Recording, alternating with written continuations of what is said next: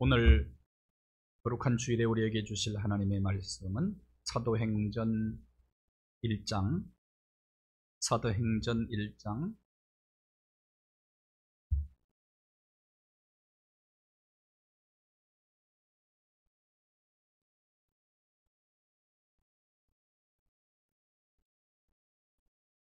4절에서 8절까지의 말씀입니다.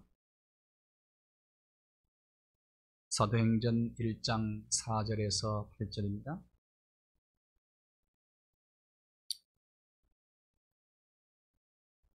하나님 말씀을 함께 봉독하겠습니다.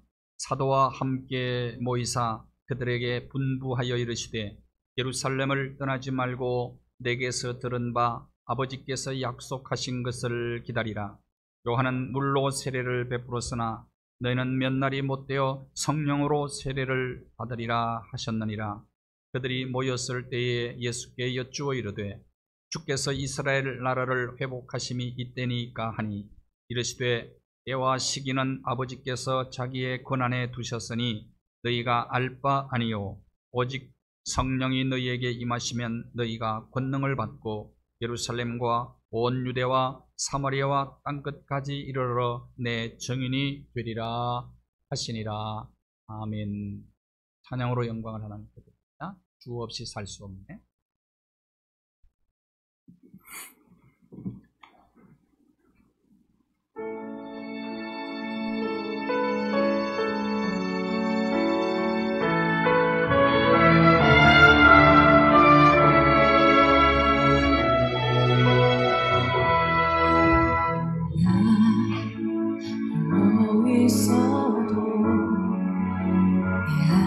마음 감싸줄 사람 하나 없어도 살 수 있어. 난 꿈이 없어도 저 아름다운 수많은 별들 만질 수 없어도 살 수 있어.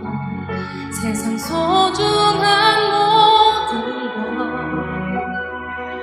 나 가질 수 있어.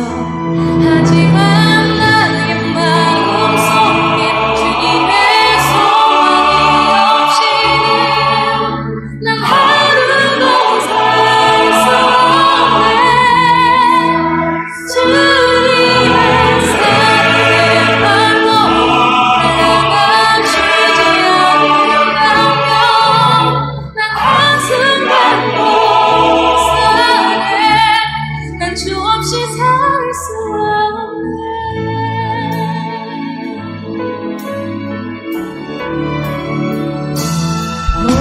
저 아름다운 세상 아름다운 일들 속에서도 난 주님만 생각해요. 나에게 불을 준다 해도 그대로 날 감싸주시는 주님 사랑과 바꿀 수 없네. 수많은 어려움도 모두 이길 수 있죠. 하지만 나의 마음속에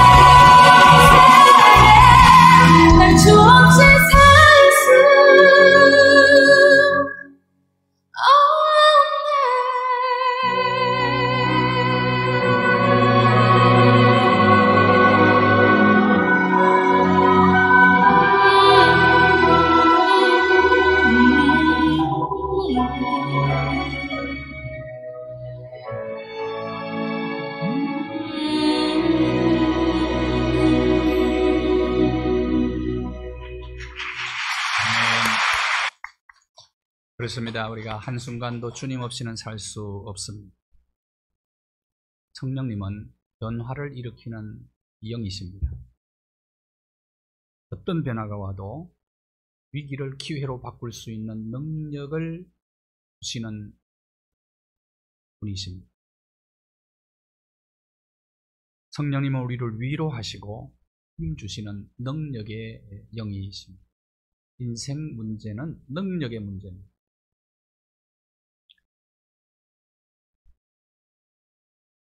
몸에 면역력과 저항력이 있으면 어떤 바이러스도 해치시켜버립니다. 병이 찾아와도 면역력과 저항력이 있으면, 치유력이 있으면 병을 이깁니다. 문제는 능력입니다. 인생 문제를 해결할 수 있는 능력이 있다면 오히려 그 문제는 우리의 축복의 기회가 될 수가 있습니다. 문제 알고 답 알면 무엇이 문제가 되겠습니까? 결국은 능력의 문제라. 능력의 문제. 능력도 여러 가지 종류의 능력이 있지만 죄의 능력은 파괴하는 능력입니다. 마귀의 능력은 무너뜨리는 능력, 죽이는 능력, 말살시키는 능력. 마귀의 능력은 사람을 더럽게 만드는 능력이, 그러나 성령님의 능력은 살리는 능력이고 세우는 능력이고 치료하는 능력이고 깨끗하게 만드는 능력. 그래서 우리는 성령의 능력을 덧입어야 돼요. 우리 자신은 스스로 해결할 수 있는 능력이 아주 약하고 한계가 있습니다. 언젠가 부딪히는 것들이 너무 많아요. 그래서 쩔쩔매기도 하고 때로는 좌절하고 절망하기도 하고 그런 것 아니겠습니까? 인생길에서. 얼마나 인간이 연약한 존재인지 아십니까? 부딪히면 깨어지는 질그릇 같은 존재라니까. 구하고 불면 날아가는 안개와 같은 게 인생 아닙니까? 내 힘으로만 살 수 있다고 생각하면 이것은 교만이죠. 그렇게만 살 수가 없어요. 우리 몸의 저항력이 떨어져 보십시오. 아무것도 이길 수가 없어요. 사도행전 1장 8절을 보시면 성령이 임하시면 권능을 받는다라고 표현을 합니다. 성령이 임하시면 권능 받는다. 이 권능이라는 단어가 두나미스예요. 원어에 보면 다이나마이트라는 단어가 여기서 나왔습니다. 두나미스. 이건 굉장한 능력이죠. 다이나마이트.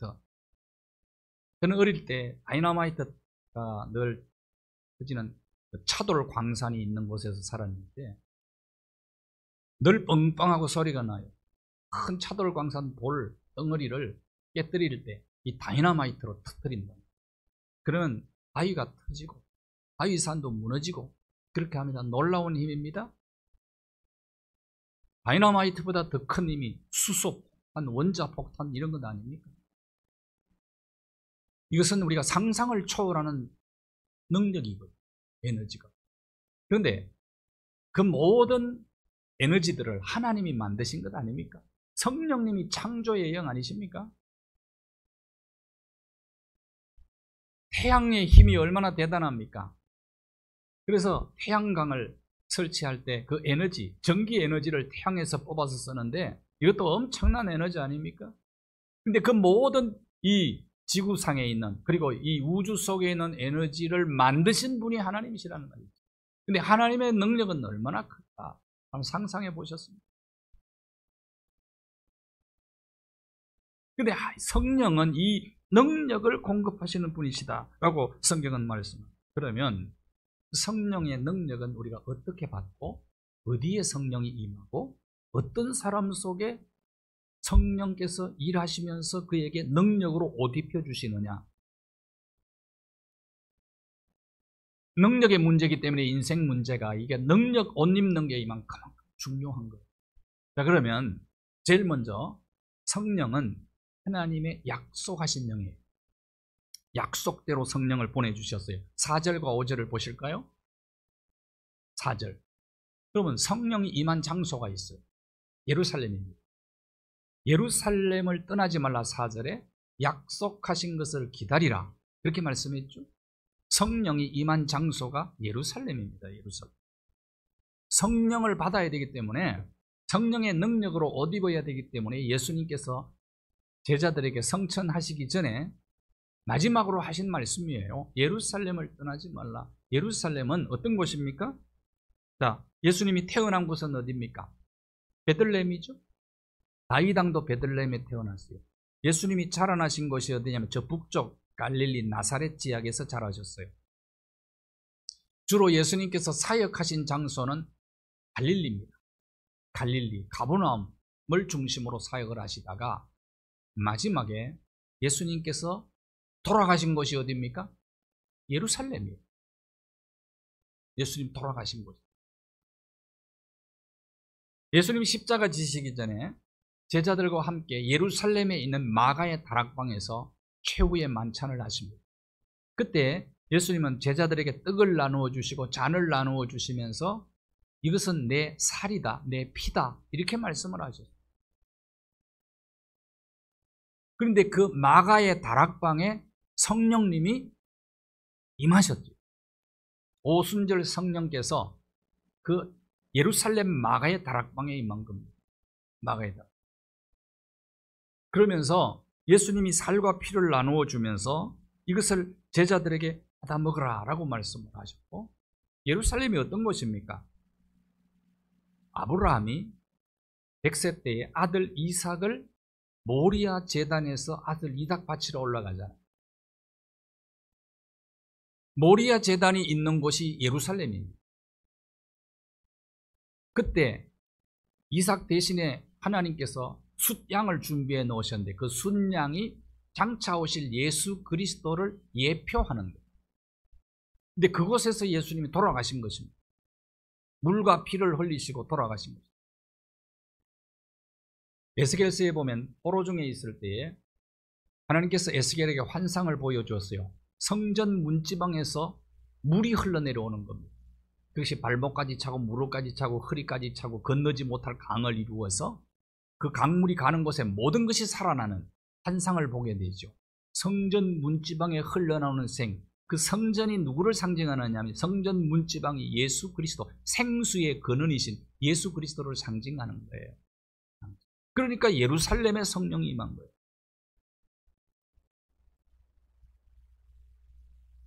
자, 예수님께서 제자들에게 주신 메시지가 바로 이겁니다. 그리고 생수의 근원이신 예수님께서 장막절 마지막 때 주신 말씀이 있습니다. 요한복음 7장 37절과 38절입니다. 누구든지 목마르거든 내게로 와서 마시라. 실로암 물을 길러가지고 예루살렘 성전으로 이렇게 줄을 지어서 옮기는 행렬이 있어요. 초막절 마지막 때. 그때 그들을 향해서 주신 말씀이거든요. 사람은 다 목마름이 있습니다. 육신의 목마름. 근데 생수가 얼마나 중요합니까? 여행 갈 때도 생수통을 들고 가고 등산 갈 때도 들고 가고 집에도 정수기가 있잖아요. 생수 없이는 못 사는 겁니다. 생수의 근원이신 예수님 없이는 못 산다니까 오늘 우리가 찬양 들은 것처럼 다른 건 좀 부족해도 살 수 있어요. 없어도 살 수 있어요. 생수 없이 살 수 있습니까? 생수의 근원이신 예수님 외에는 우리를 살리는 길이 없어요. 살 길이 없어요. 사람은 정신적 목마름도 있어요. 주변에 사람이 많이 있는데 고독해요. 군중 속에 고독을 느끼며 사는 것이 인간 아닙니까? 그리고 영적 목마름이 있단 말입니다. 육신적, 정신적, 영적 목마름의 문제를 해결해 줄 수 있는 분은 생수의 근원이신 예수 그리스도밖에 없습니다. 그래서 우리가 주님 없이는 못 산다고 고백하는 거예요. 생수 없이 어떻게 사느냐 그 말이에요. 그런데 무엇을 말씀하느냐? 그 배에서 생수의 강이 흘러넘치리라. 39절을 한번 보실까요? 그 생수의 강이 뭐냐면 성령을 가리켜 하신 말씀입니다. 성령님을 얘기합니다.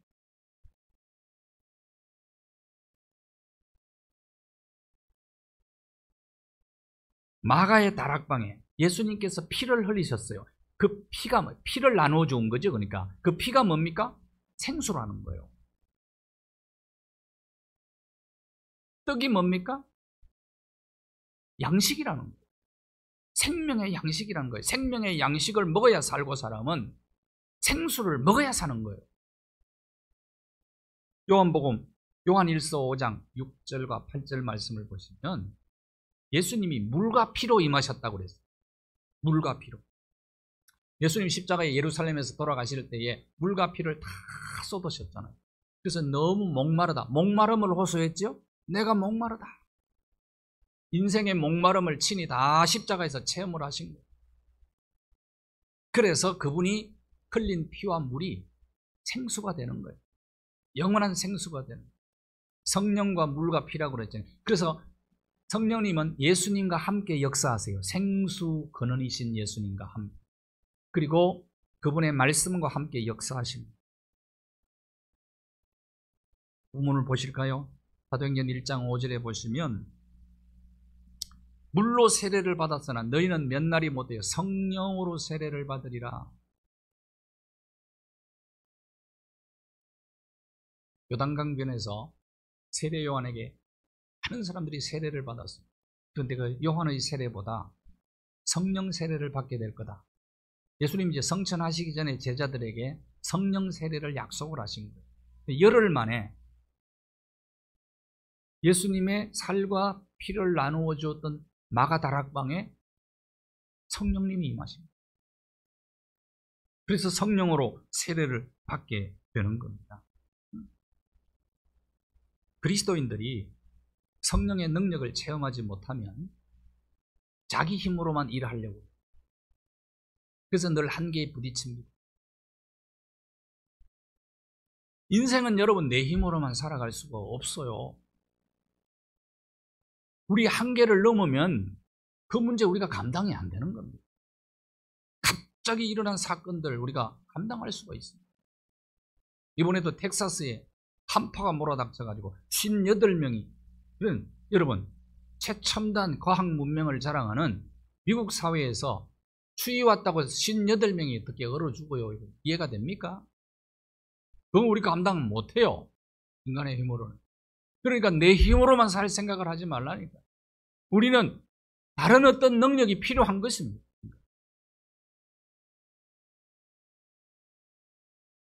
삽질 하루 종일 땀 흘려 해도 하루 종일 쉬지 않고 하루 종일 삽질해도 포크레인이 와가지고 몇 번만 푹 찍으면 끝나요. 그런 것 같아요. 그래서 우리는 성령의 능력을 옷 입기를 사모하셔야 돼요. 우리 그 능력이 필요하다니까. 몸이 좀 약해져 봐요. 우리는 우리 체력이 감당 안 될 때는요, 무너집니다. 멘탈도 약해지고. 우리 자랑할 게 아무것도 없고 큰 소리 칠 사람이 아닙니다, 우리가. 그럴 입장에 있는 사람들이 아니라니까요. 감기에도 쩔쩔매는데. 눈에 보이지 않는 코로나 때문에 얼마나 쩔쩔매고 있습니까? 공포의 도가니 속에서 우리 살아가고 있지 않습니까? 그런데 무슨 큰 소리를 쳐요?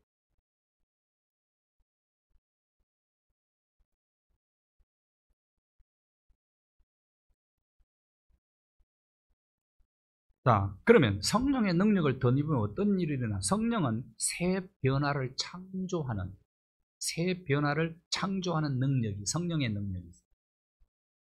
천지 창조 이전에 어땠습니까? 혼돈하고 공허하고 흑암이 깊음이 있고, 그때 성령께서 수면 위에 운행하셨다고 그랬어요. 창조하는 능력입니다. 성령.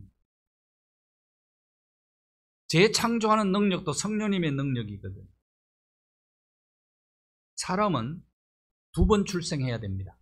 하나는 육신의 출생입니다. 어머니 배로부터 우리가 세상에 나오는 출생이고, 두 번째는 영적 출생이에요. 이 영적 출생을 우리 뭐라 그러냐면 중생이라고 그럽니다. born again이라고 그래요. 다시 태어나는 거. 다시. 사람은 두 번 태어나야 영원히 사는 겁니다.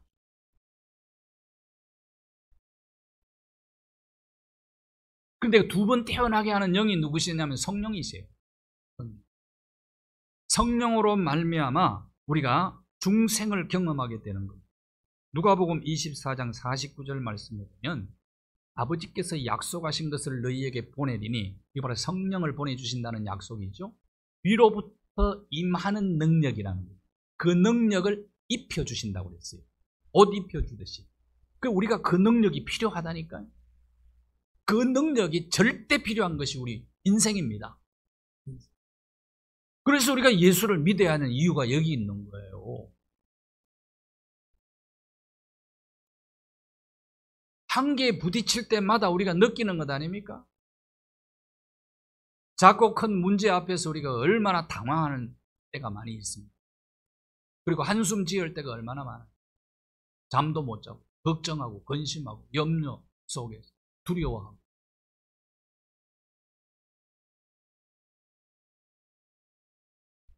제가 장례 치를 때마다 자주 얘기하는데 하면 알 수가 없어요.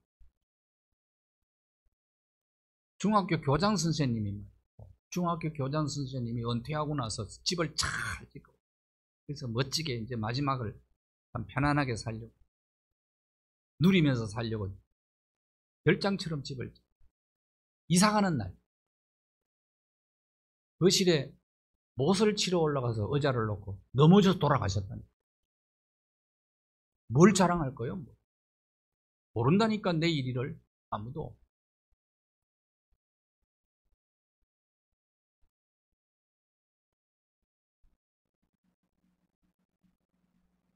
자, 성령의 능력이 왜 필요하냐? 새로운 시대를 우리는 늘 맞이하잖아요. 자, 성령이 임하셨어요. 오순절날. 그때 교회 시대가 다시 시작이 됩니다. 시대가. 성전 시대가 끝이 나요. 교회 시대가 시작. 새로운 시대는 새로운 능력이 필요한. 우리는 어제의 능력 가지고 오늘 살 수 없습니다. 오늘은 오늘 필요한 능력이 있어요. 그래서 우리는 성령님의 능력을 구해야 되는 거예요. 성령의 능력으로 옷 입어요. 베드로가 스스로의 힘으로 뭘 해보려고 했죠. 장담도 했잖아요. 다 주님을 부인한, 나는 주님 부인 안 합니다. 주님 떠나지 않습니다. 장담하는 베드로가 어땠습니까?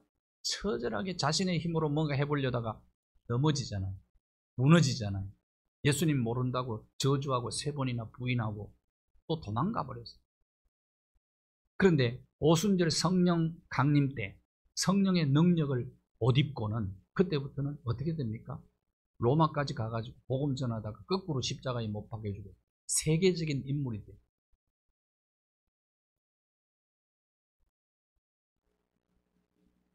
우리의 잠재력을 성령의 능력이 옷 입혀지면은 그걸 발휘하고, 가능성과 잠재력을 발휘해서 만민의 생명을 구원하는 일을 하게 됩니다. 요셉이 그랬잖아요. 베드로도 그래요. 성령님은 우리 속에 역사하심으로 우리의 속 사람을 새롭게 만들어줍니다. 요한복음 5장 24절 생명 역사를 얘기하고요. 생명 살리는 일을 하고, 그 다음에 속 사람을, 그 다음 보십시오. 에베소 3장 16절 보시면 속 사람을 능력으로 강하게 하는 성령이시다. 우리의 그 사람은 육체가 그 사람이죠. 속 사람이 뭡니까? 능력이란 말이 바로 성령이에요. 성령께서 옷 입혀주는 능력 가지고 속 사람이 강해야, 멘탈이 강하다고 그러죠. 어려움 당하면 멘탈로 이겨내야 됩니다. 그러니까 이게 멘탈이 어떻게 강해질 수 있느냐? 속 사람이 강해져야 되는 거예요. 속 사람. 성령의 능력. 그러면 어떻게 속 사람이 강해질 수 있느냐? 우리의 성품이 예수님을 닮아야 강해질 수가 있는 거예요. 성령의 열매가 9가지가 있어요. 갈라디아서 5장 22절과 23절에 보면 성령의 열매가 9가지. 사랑이라. 사랑이 무서운 힘이에요. 가장 강한 힘입니다. 여인은 약하지만 어머니는 강하단 말이 있잖아요. 자식을 위해서라면요, 어머니는 굉장한 힘을 발휘하는 것도.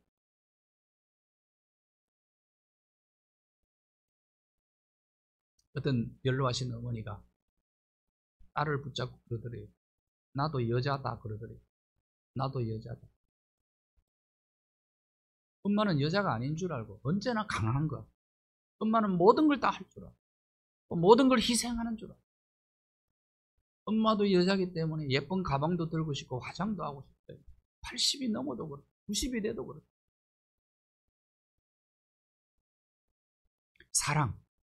하나님은 사랑이시라. 예수님 닮는 게 예수님 사랑을 닮아야죠. 그래 강해지는 거예요. 이게. 사랑은 두려움을 내어쫓는 능력이란 말이에요.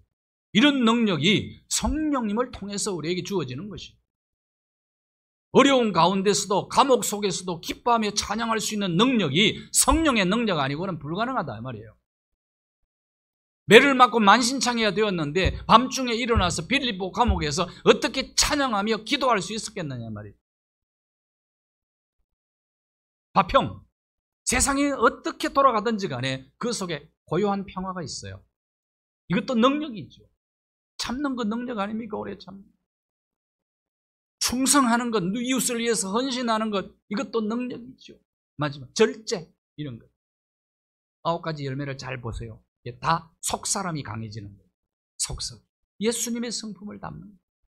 성령님은 이렇게 되도록 힘을 주시는 분 아니냐.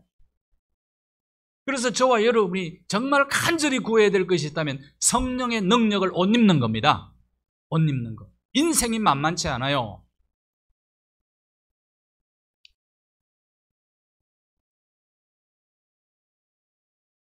갈라디아서 4장 19절 말씀을 보십시오.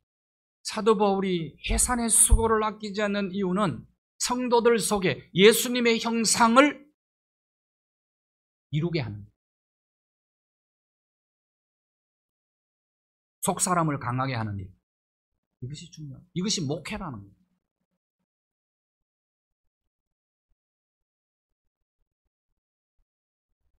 골로새 3장 16절을 한번 보십시오. 골로새 3장 16절.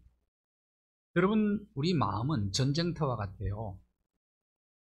때로는 막 우리 마음이 기뻤다가 때로는 슬펐다가 우울했다가 그리고 또 뭐 업되었다가 이거 뭐 자꾸 큰일 앞에서 우리의 마음이 얼마나 요동칩니까?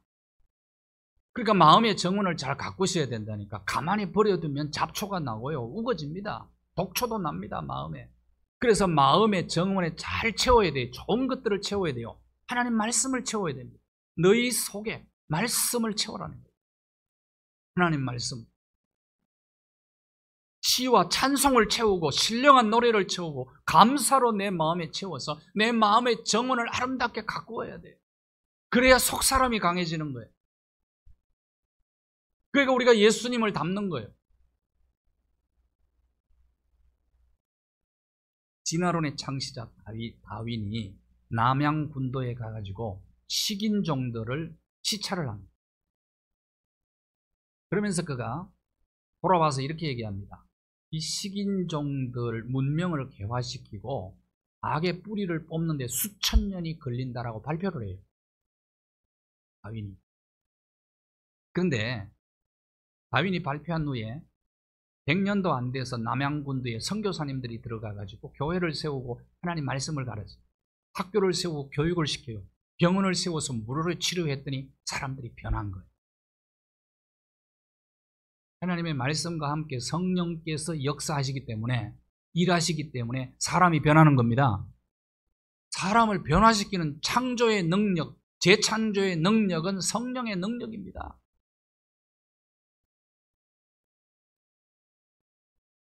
그래서 우리 마음에 말씀을 계속해서 담아야 됩니다.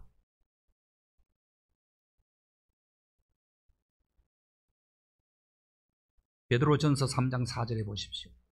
베드로 사도는 속사람을 마음에 숨은 사람이라고 표현을 했어요. 마음에 숨은 사람이 온유하고 안정한 심령이라고 그랬습니다.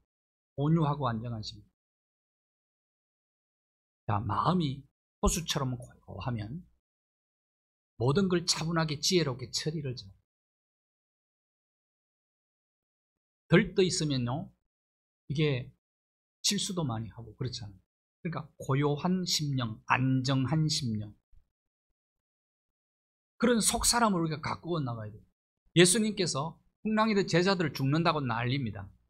그때 예수님을 막 깨우잖아요. 예수님 너무 깊이 주무시는 거예요. 그러니까 풍랑 속의 고요. 누가 주시느냐 이 말이에요. 이런 능력을 성령님이 주신다.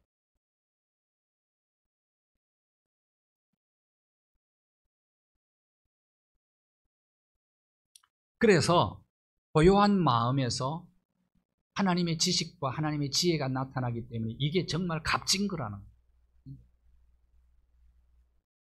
이런 것을 추구하는 인생이 돼야 된다는 거예요. 세상이 아무리 요동쳐도 내 마음에 안정한 심령, 고요한 평화가 있으면 그것이 세상을 이기는 힘이죠.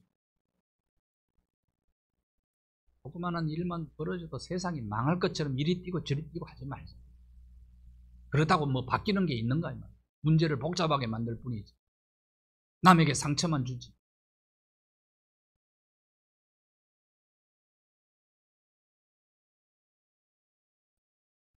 성령 받은 사람은 사람을 키우는 거예요. 골로새 1장 28절을 보십시오. 각 사람을 완전한 자로 세웁니다. 사람을 세우고 사람을 키우는 일을 하더라고요. 그래서 선교사님들이 오면은 제일 먼저 하는 것이 사람 키우는 일을 하는 거예요. 그래서 교회 세우고 학교 세우고 이런 건 아니에요. 영혼 세우고. 성령 받은 사람들은 기도합니다. 기도. 사도행전 3장 1절에 2장이 성령이 임한 장이고 3장이 베드로와 요한이 성전에 혹시 기도 시간에 기도하러 성전에 올라갑니다. 마귀가 싫어하는 거 있어요. 말씀 받는 걸 싫어해요. 우리의 마음에 말씀 담아두는 걸 싫어해요. 말씀 암송하고 읽는 거, 설교 듣는 거 이런 걸 싫어해요. 그럴 수 있으면 설교를 싫어하게 만듭니다. 설교를. 뭐라고 얘기하면은 단소리 좀 하면은 뭐라고 그래요, 아이들이? 단소리를 하면 뭐라고 그래요? 설교하지 마 그래요. 그래서 내가 참 힘든 직업이구나, 목사가. 듣기 싫어하는 설교를 내가 해야 되니까. 부목사 때 보니까 어떤 교인들은 설교 시간에 빙빙 돌아다녀. 밖에 다니다가 뭐 이것저것 하다가 와가지고 축도만 받고 가는 사람도 있더라고. 그 왜 그러냐? 설교 듣기 싫었어요. 듣기 싫은 걸 듣게 하려니까 참 힘들죠. 마귀가 설교 듣는 거 싫어합니다. 성경 암송하는 거 싫어하고요. 4장씩만 읽으면 1년에 성경 1독 하는데 그것마저도 못하게 만든다. 하나님의 말씀을 그 마음에 못 담아두게 만든다. 기도하는 거 싫어합니다. 그러나 성령님은 기도하게 하시고요. 기도하는 걸 좋아하고요. 찬송하는 걸 좋아하고요. 교회 오는 걸, 성전에 올라가자. 성령 받고 성전에 기도하러 가자.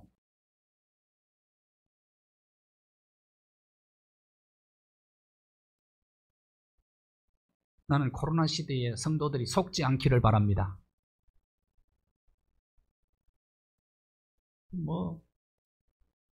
나는 걸 추구하는 사람들이 세상 만났어. 집에서 편하게. 그것도 전 목사님 설교 마음에 안 드네? 다른 교회 또 가서 들어가 보고. 편한지 몰라. 속는. 자꾸 편한 거. 성전에 오는 거 부담스럽게 느끼도록 만드는 거예요.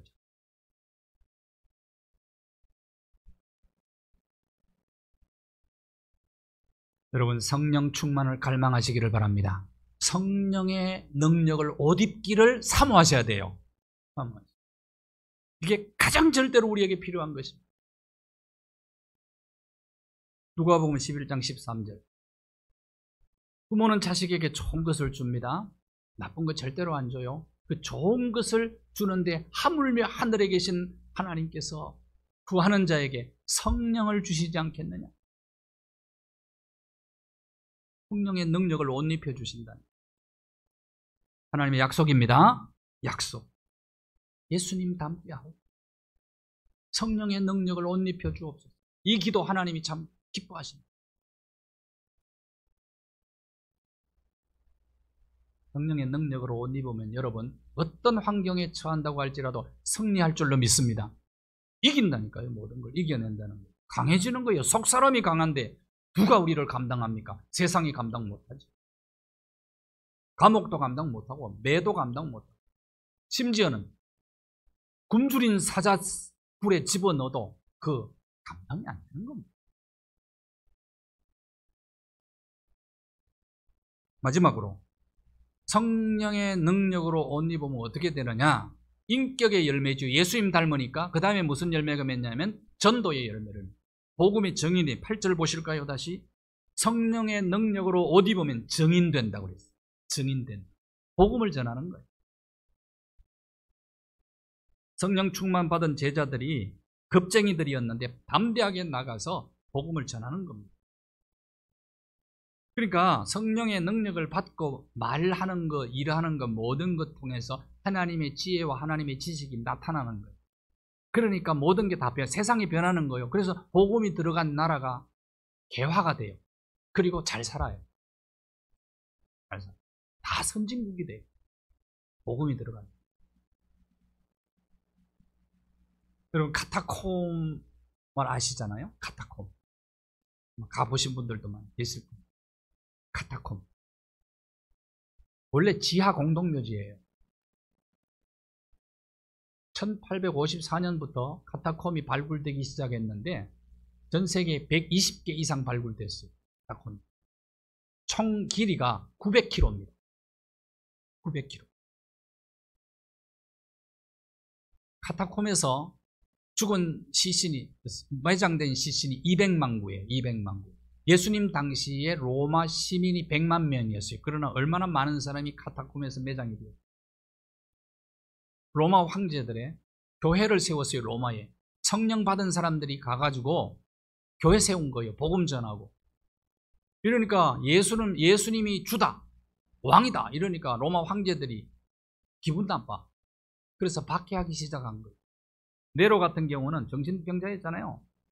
자기가 로마에 불질러 놓고 예수 믿는 사람이 죽였다. 그렇게 뒤집어 씌워가지고 막 박해하기 시작하니까 못 견뎌가지고 지하 공동묘지로 들어가서 산 거예요.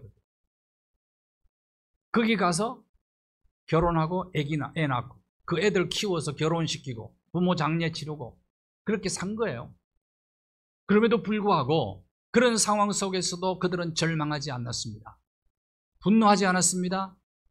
로마 사람들을 미워하지 않았어요. 박해하는 사람들을 인내하면서 그들을 위해서 기도하면서 봉사합니다.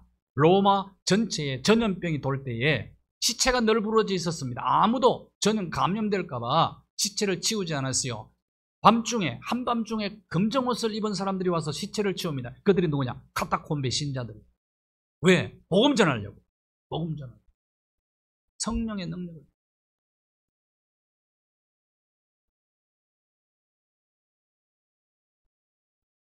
그 오카는 목사님이 설교 중에 이런 예화를 드신 적이 있어요. 부목사로 데리고 있던 최홍준 목사님이 부산 호산나 교회 목사님으로 갔어요.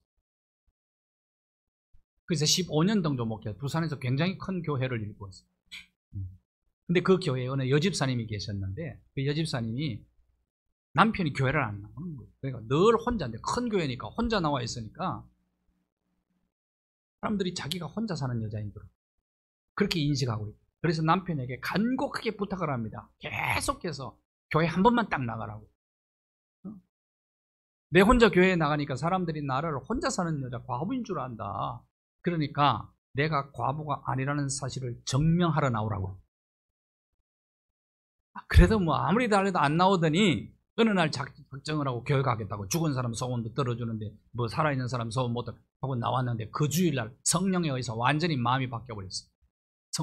완전히 성령의 역사에 의해서 굴복을 해버립니다. 오는 날 바로 등록을 하고 그 다음 주부터 교회 헌신하기 시작합니다. 왜? 부부가 손잡고 장애부, 사랑부에 들어가가지고 7년 동안 열심히 봉사, 사업을 하는 잘 사는 집이에요. 그 중에 아들 하나가 이태리에 성악 전공하러 유학을 가 있었어요. 근데 어느 날 갑자기 이태리에서 연락이 왔는데 아들이 교통사고로 죽었다. 비보를 듣고 보통 사람 같으면 한 달이나 두 달 누워 있어야 됩니다. 절도하고 이태리행 비행기를 타고 가는데 여러분 예수 믿으면 좋은 일이 있어야 되는 거 아닙니까? 보통 그렇게 생각합니다. 이렇게 안 믿으려고 버티다가 믿었는데 아니 예수 믿으면 죽은 아들도 살아나야 되는 것 아니냐 이 말이에요. 시험 들지 않겠어요? 많은 사람들이 이 앞에서 무너지거든요. 저희 정조 할아버지가 예수를 처음 받아들일 때 저희 할아버지 동생이 젊은 나이에 딸 하나 낳고 세상을 떠났어요. 그럼 세상 사람들이 뭐라고 비판하겠어요? 근데 그 후손들이 목회자들이 많이 나와가지고 지금 우리 할아버지가 키웠어요. 예수 믿고 나면 이런 시험이 올 수도 있죠. 네, 테스트일 수 있는 거예요. 그런데 이 부부가 이태리행 비행기를 타고 가는데 옆자리에 사람이 예수 안 믿는 사람 같아요. 전도하기 시작. 근데 이렇게 얘기하는 거예요. 당신 목사도 아닌 것 같은데 어떻게 나한테 이렇게 전도하냐고. 자초지정 얘기를 했어요. 이렇게 해서 기보를 듣고 내가 이태리를 가고. 이 사람이 충격을 받은 거. 이런 상황에서 당신이 어떻게 나한테 예수 믿으라고 그러냐? 예수 믿으라고 하냐? 그 자리에서 예수님을 구주로 영접을 해버렸어요. 그 충격이 너무 컸던 거예요. 도저히 있을 수 없는 일이다라는 거예요. 자기가 생각하기로는. 이태리 도착해서 가보니까 아들을 교통사고를 낸 사람이 아들의 친구인데 아들이 전도 대상자였어요. 아들의 전도 대상자가 사고를 내서 아들이 죽은 거예요. 천주교 교인이었는데. 근데 가가지고 용서하고 보상을 쳐. 아들 장례식을 치고 교회 와가지고 간증을 합니다. 사람들이 나보고 정신 나간 사람이에요. 그러니까 그 다시 돌아올 때도 옆자리에 앉은 사람에게 전도했다고. 전도. 사람들이 나를 이상한 사람으로 봐. 아들 장례를 치르러 가는데 어떻게 아무 일이 없었던 것처럼 전도를 의연하게 할 수 있습니까? 그러면서 중요한 얘기를 했어요. 내가 그 상황에서 전도한 이유는 하나님 나라 때문입니다. 지금은 왜 이렇게 아들이 죽었는지 지금은 잘 모른다. 이유를 모르겠다. 내 슬픔. 하늘을 향해서 아무리 부르짖어 봐도 왜 이런 일이 하필이면 와이미라고 아무리 외쳐봐도 하늘에서는 침묵하고 계십니다. 그러나 하나님의 나라, 주님을 만나요. 주님은 내가 왜 이런 슬픔을 당해야 되는지 그때 분명히 알려줄 것이다. 내가 전도한 이유는 하나님 나라 때문이다. 성령 받으면 증인이 돼요. 자, 우리에게 가장 필요한 것이 있다면 바로 성령으로 옷 입는 것입니다. 성령의 능력. 하나님은 어떤 분이십니까? 구하는 자에게. 예레미야서 보실까요? 예레미야 33장 2절 3절. 부르짖어라. 우리가 부르짖어 구해야 될 것이 뭡니까? 우리는 어떤 일을 만날지 모르는 불확실한 미래를 살아갑니다. 광야 같은 인생, 사막 같은 인생을 걸어가는 순례자의 길입니다. 우리 앞길에 어떤 일을 만날지 아무도 몰라요. 안개 인생 아닙니까? 그래서 성령의 능력으로 옷 입어야 되기 때문에 갈망하시기를 바라요. 목마른 사슴이 시냇물을 찾아 갈급함 같이, 암사슴이 목말라서 헐떡임 같이 생수의 근원이신 예수님을 갈망하셔야 되고, 우리의 속사람이 예수님의 형상을 닮아서 우리 속사람이 강해지기를 갈망해야 되고, 그리고 성품의 열매와 함께 전도의 열매가 맺혀지기를 갈망하면서 성령의 능력으로 옷 입어서 어디서 무엇을 하든지 또 어떤 사건을 만나든지 승리하시기를 주님의 이름으로 축원합니다. 하나님 아버지, 성령의 능력으로 옷 입혀 주옵소서. 연약하고 부족합니다. 인생길 가는 중에 어떤 일을 만날지 우리는 모릅니다. 안개 인생을 살아가고 있습니다. 성령의 능력으로 덧입어 예수 그리스도의 형상을 닮아 우리의 속사람이 강해져서 어떤 사건 현실 속에서도 승리하게 도와주시고 정인의 사명을 잘 감당하게 하여 주옵소서. 예수 그리스도의 이름으로 기도하옵나이다. 아멘.